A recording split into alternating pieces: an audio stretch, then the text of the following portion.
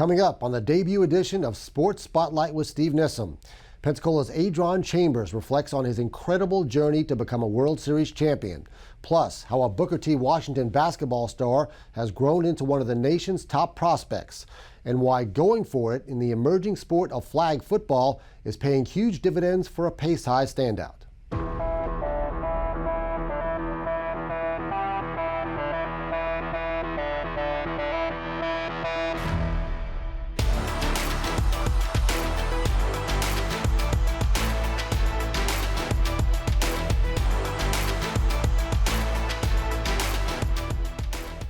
Welcome to the debut edition of Sports Spotlight. I'm Steve Nissim. There is a remarkable legacy of sports excellence here on the Gulf Coast. The number of elite athletes this area produces is just off the charts, and we're here to share their stories from up-and-comers to area legends. We are thrilled to have a World Series champ in studio today. Adron Chambers will share his remarkable and unlikely journey. We also have feature stories on two dynamic high school stars, and our Alumni Avenue segment highlights a Pensacola product that is shining in the NFL. We start with the area's top basketball prospect. Chamiah Francis is a superstar for Booker T. Washington and ranked among the nation's best high school players. Her talents and determination will wow you, but Chamiah's basketball journey got off to a bit of a humbling start. Both of her parents played college basketball, but Chamiah Francis didn't have much interest in the sport as a youngster until some curiosity was piqued when she was 11. I went to one of my brother's rec ball games at Cobb Center one time, and then I just didn't know what the calls were that the refs were making for my brother's game, and I wanted to learn how to watch the game, like how to know what's what when the refs start calling it. So I was like, you know, I'm gonna try out so I can learn the game. Her first practice with us, and she was like, she didn't know what a layup was, she didn't know anything. Everybody was like, wow, she doesn't know anything, but I could tell by her work ethic, she's gonna be something one day. Her size and skills quickly made her a force, and within a few years, she took the high school level by storm at Washington. The passion and inner drive always remaining a catalyst for her success. She is a workaholic, not only on the court, when we're in the weight room, like I said, when we're just conditioning, she's being heard. Her work ethic is unmatched. After a stellar freshman season, averaging double-digit points and rebounds, Chamiah tested herself on an elite AAU national circuit. It was an awakening that there was a lot more work to do. I already had the skill, but if you can't produce at a high level, even when you're tired, then you're not going to last that next level. And I realized that my first game into AAU. When I came back from playing, I really trained doing like conditioning and stuff like that so I can get my mobility better. She's developed into an elite prospect, ranked top 25 in the nation for the 2026 class. 6'3" and versatile, goes a long way. 6'3" can be a guard for women's basketball or it could be a post player, but she fits into both of those boxes. She can handle it, she can shoot it, she can post up. So at 6'3", I think she has set the standard for girls basketball right now in this area of what size can do. With a target on her back, getting double-teamed and triple-teamed has become the norm, and she handles it like a champ. She's seen every type of defense possible, and she doesn't allow it to frustrate her. She's so unselfish. She's always looking, you know, how can I be a better teammate? How can I make others around me better? I'm so used to having 2 to 3 people on me at a time, so I'm like always looking for somebody else so then when I get those moments of one-on-one, I'm normally rushing or trying to do too much too quick or just not looking for anybody else at all. So I feel like me just being poised, that's my word for the year, poised, because I need to, if I'm poised, I play best. At last count, Chamiah had 43 Division I college offers, including most of the nation's top programs. The recruiting attention can be very intense. Some points I was trying to be like a people pleaser, so calling people every day, calling every school, and I just learned to, you know, slide people in the slots. But at the same time, I'm grateful because a lot of people wish they could be where I am. The way that I got over the frustration is just being grateful that I'm in a position. She's just one of the most genuine young ladies I've ever been around, and she's an amazing person, just sweet as can be, as tall as she is, just a real super gentle giant, but she's very genuine. I don't think there's anything fake about her. very real, down to earth, and just she's a joy to be around. As if her basketball prowess isn't enough, Chamiah is also a very talented singer. She's starting to tap into the possibilities. Yes, we will. I'm still pretty shy, but I'm just now getting over it because I've pushed myself out of my comfort zone to perform in front of people. With NIL and stuff, that's a big thing. People want to see what else you can do other than being on the court, and I feel like I got a true gift, so I'm going to use it. She's the total package in so many ways, and no matter what college offer she ends up taking, the potential is clear. I think she'll be a pro. I think she'll continue to grow wherever she's at. She's going to play, and I think eventually she may be our next Pensacola professional women's basketball player. Another one of the area's top high school athletes is a young lady playing a sport not traditionally available to women. What started as youthful curiosity has turned into maximizing new possibilities for Pace's Amaya Pablo. As an 8-year-old, Amaya Pablo watched her younger brother play tackle football, and she wanted in. I loved the game of football. I would go to every single one of his games. I would run with them at practice. I would do everything with them. So that really got me interested. She asked to play, and I told her if she has to commit 100%, and I would allow her to, and that's what she did. She was forever grateful. At first, it was very hard. My first time I went out there, I was super, super scared. I was intimidated by all the boys. When the boys were looking at her like, I'm not playing with no girl, but soon they realized, like, hey, she's pretty good. The first time she ever touched the ball, she scored a touchdown, so that was pretty amazing. After playing for a couple of years as the only girl in the league, the boys got a little too big, so Amaya moved on to other sports, most notably softball. She never thought she'd play football again until, as a middle schooler, the well-respected athlete heard from Chris Raggart, head coach of the new flag football program at Pace High School. He said, hey, I heard about you. You should come out to a practice, like a summer practice. And at first I was like, I don't know if I want to go. Like, I don't think I should. And my parents convinced me to. And after that first practice, I was like, I need a transfer. I'm going to play flag football. He called me, he said, hey, I've got a 7th grader coming out. And I was like, at first thought, I was like, okay, cool. I don't expect very much. And she came out to practice for summer conditioning, and she said, hey, throw me the ball. So I threw her the ball. Next thing you know, she threw it back to me, and I was like a guy throwing it. And I was like, okay, can this girl come to high school already? 2 years later, she officially arrived as a freshman. And when the starting quarterback went down with an injury in the preseason, the Patriots turned to Amaya. I was like, we're going to throw her into the fire, so to speak, and get her ready. And then turns out the first game, we played Fort Walton Beach, and she threw 6 touchdowns. I was surprised that she was good because, like, since we're the same age, freshman year, I had no idea, like, what I was doing. So, like, just seeing her, I was like, wow, she's actually really good. And it kind of intimidated me a little bit. She just kept getting better with off-the-charts results. In her first 3 seasons at Pace, putting up astounding numbers, almost 13,000 passing yards with 169 touchdowns. I always try and stay humble. Like, I always think I'm of those stats, but, like, not at the same time. Like, I still want to stay humble and just think I can always be better than the year before. Anytime you ask her to do something, she does it. She asks how she can work harder. I was like, she can do something different. She always works with her teammates and show her how things can be done. If her teammates have some advice, she'll listen to them as well. She's always been willing to learn. Ever the all-around athlete, she's excelled in other sports at Pace, softball, track, and weightlifting, where she finished 2nd in the state as part of a Patriots state championship team. But after her junior year, Amaya fully realized her path forward is with flag football. In December, she was selected to participate in the U.S. Army All-American Flag Bowl in Texas, along with many of the nation's top players. That was probably my favorite flag football moment for me. I got really super close with a lot of the people there, and I loved the coaches there. It was a great environment for me, very hype and exciting. A constant during the amazing journey in football is a bond with her dad, James. He played football at Pace, part of back-to-back undefeated regular seasons in 1999 and 2000. He's been like my #1 guy. I go to him like after every single game, or like even halftime, I'll be like, hey, what do I need to do? Like, I need your help, because he's just so smart, and he's just always been there for me since day one. He was the one who motivated me to do tackle football.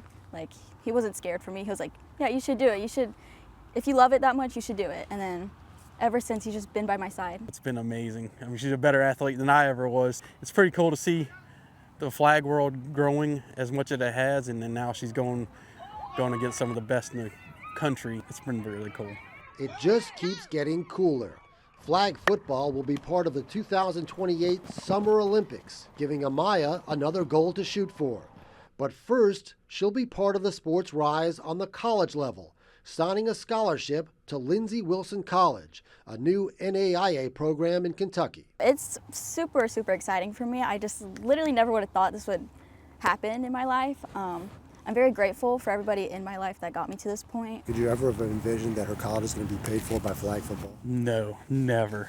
It was always softball in my eyes growing up, and that's what we were going for, but never flag, never. But God works in mysterious ways.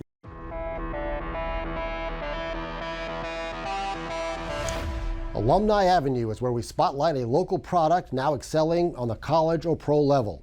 The Pensacola area's ability to consistently turn out NFL players is stunning. Last season, a whopping 9 athletes from the 3-county area, Escambia, Santa Rosa, and Okaloosa, were on NFL rosters. Among that group, no one is shining brighter now than Devin Witherspoon. Just 2 seasons into his NFL career, Devin Witherspoon has established himself as one of the best defensive backs in the league. The Pine Forest grad earned a spot on the Pro Bowl in each of his first 2 years, the first Seattle Seahawks cornerback ever to achieve that. A super talented, ultra high energy dynamo, Witherspoon had a whopping 98 tackles last season, also a Seahawks record for a corner. He only allowed 1 touchdown in coverage all year, and although he didn't record any turnovers, his play caused many, with some memorable moments of freakishly athletic efforts to force interceptions and then find a way to produce pivotal blocks, paving his teammates' way.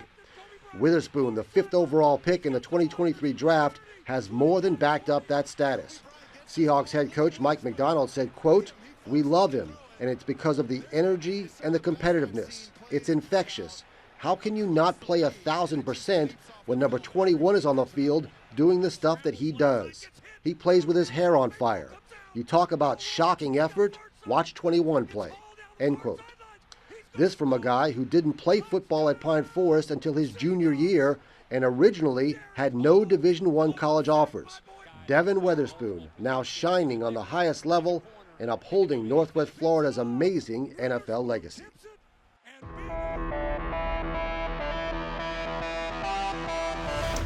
Going Deep is an in-depth interview with a local sports figure, and we're thrilled to get it started with a World Series champ.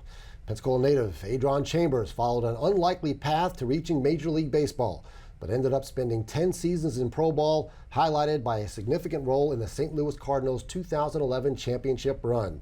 Adron is now a baseball instructor, coach, and author.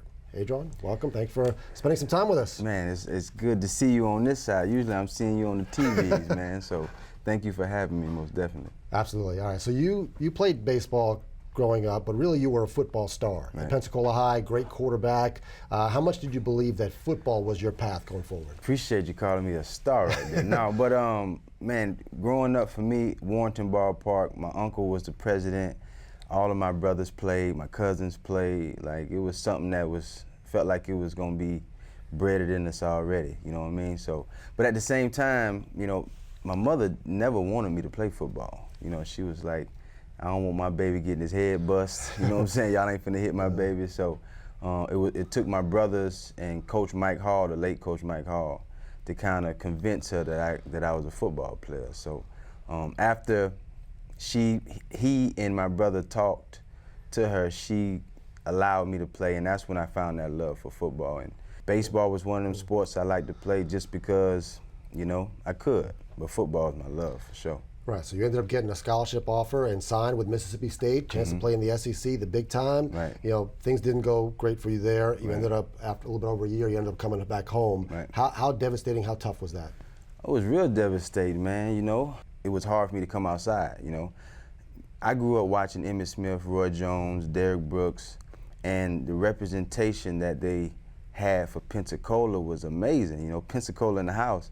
So it always seemed like, you know, wherever they were, they wanted to represent Pensacola well, and I felt like I let my city down on that. Obviously, I had some great family members to help me. You know, my mother, my sisters, my brother, always encouraging me. Pensacola State. You know, I eventually end up going there. But yeah, man, it was really the support that helped me through. It was a tough situation, most definitely. But yeah, man, if it weren't for my mother and my brothers, man, it could have been a little bit tougher. I might not be able to say I'm a World Series champion. You know what I mean? So you mentioned Pensacola State, then PJC, Pensacola Junior College at the time. You ended up going to play baseball at PJC. How did that come about? Well, when I tore my ACL, I didn't get a chance to play my senior year of baseball. So baseball really wasn't even in the thought process for me. But Bill Hamilton and Doug Martin, who was the pitching coach and the manager over here at Pensacola Junior College at the time, they came over to my house, sat down with me and my mom, and asked if they seen what was going on. They seen the kind of man I was. Obviously, they heard when I was in high school, and they wanted to, if you will, give me a second chance. You know what I'm saying? They wanted to, you know, Adron, we want you to succeed. We want you to be the man that you're supposed to be. So they gave me that chance to come out and do that. And it was a challenge, most definitely. I come from a football background, tussling with my football teammates. Baseball ain't the same. You know, being in the outfield, ball not coming to you all game long, and the last inning you get a line drive that you gotta catch because we might lose. So it was a different type of mentality, so I had to refocus. But again, I had great teammates, DeMarcus Ingram. These cats really helped me develop into a baseball player.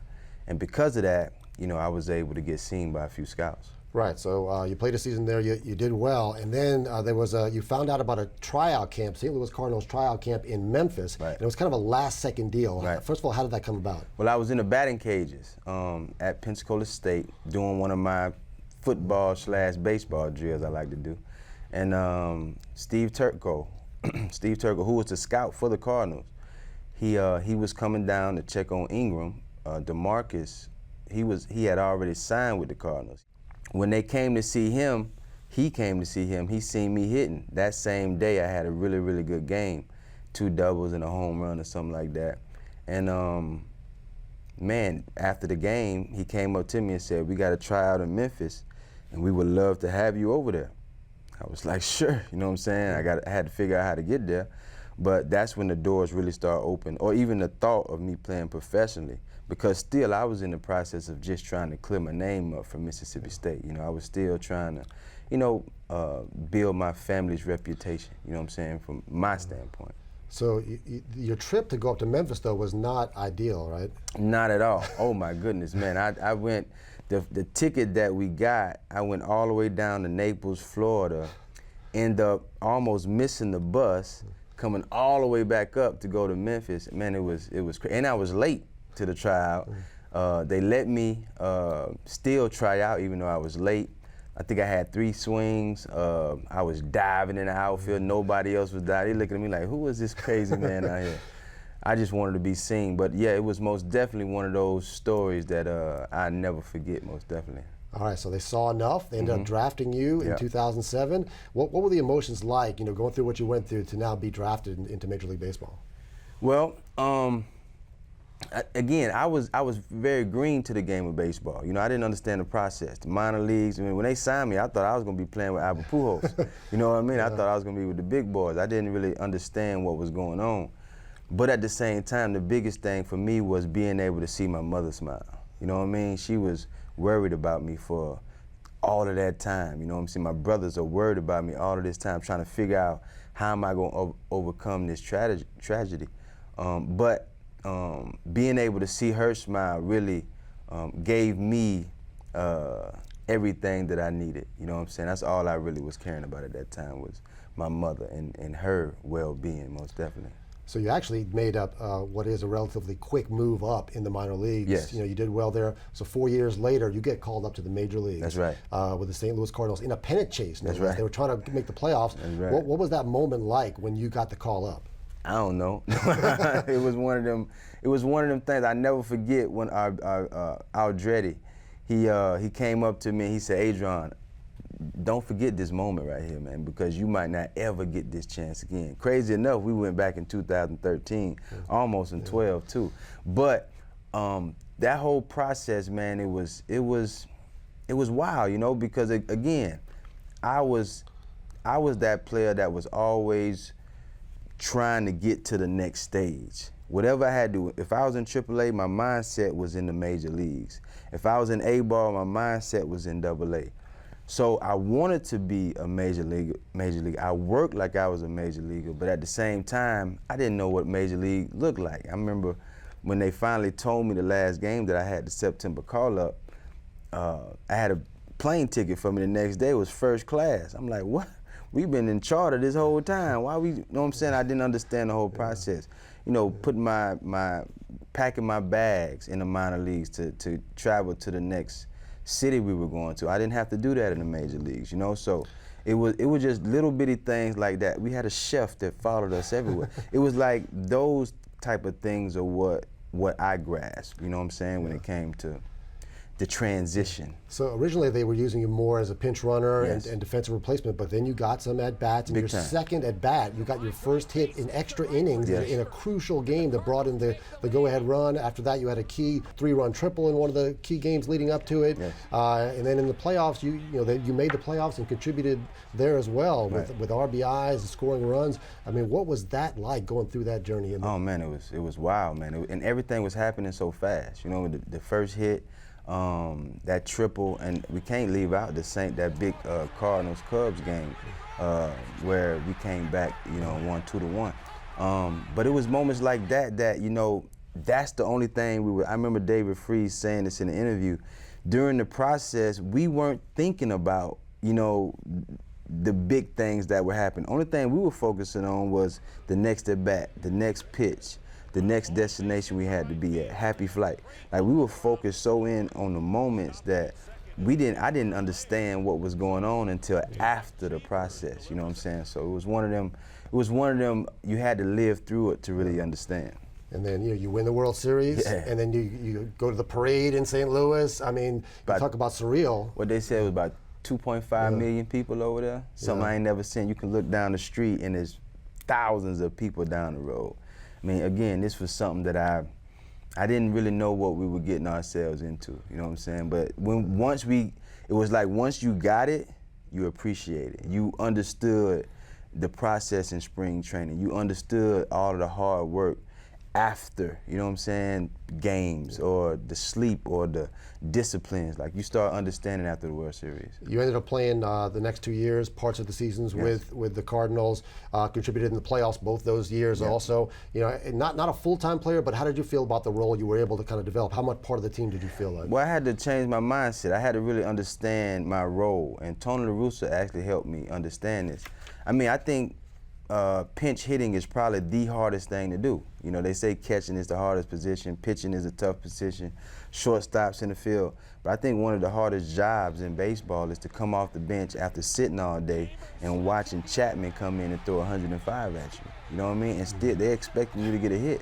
So I had to be able to change my mindset. And once I did that, once my teammates started trusting me and understanding what I brought to the table, I took it on. I took that challenge, man, and actually, yes, it became who I was, but I felt like just like any other position that had its significance, it had its significance too. So coming in on defense in the 7th inning for Lance Berkman, that was important for me. So I made sure I did everything I had to do for that. You ended up playing 10 seasons in pro ball, had some stints with the Astros and the Cubs as well.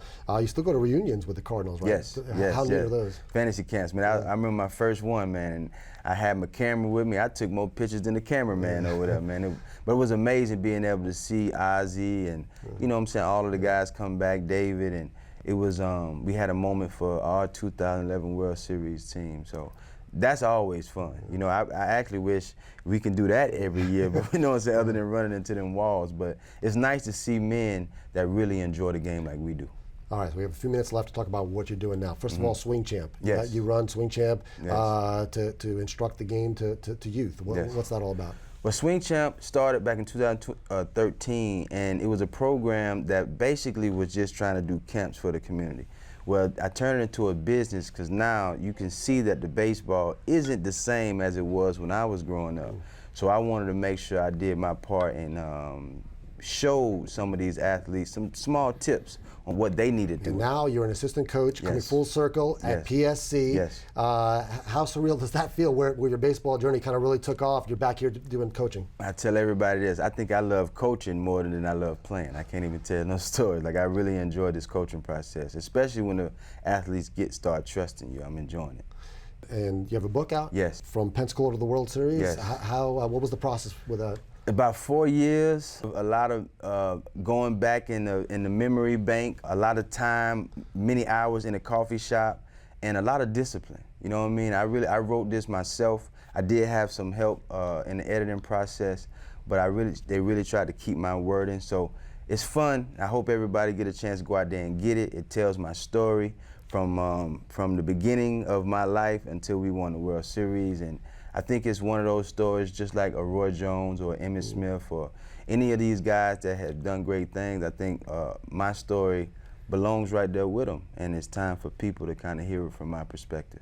All right, Adron. Well, thanks so much for your time Man, and sharing thank your you. story. Always a pleasure No getting to doubt. spend some time with you. Appreciate you, man. That's a wrap on the debut edition of Sports Spotlight, but there are so many more stories to tell. Until next time, thanks for watching.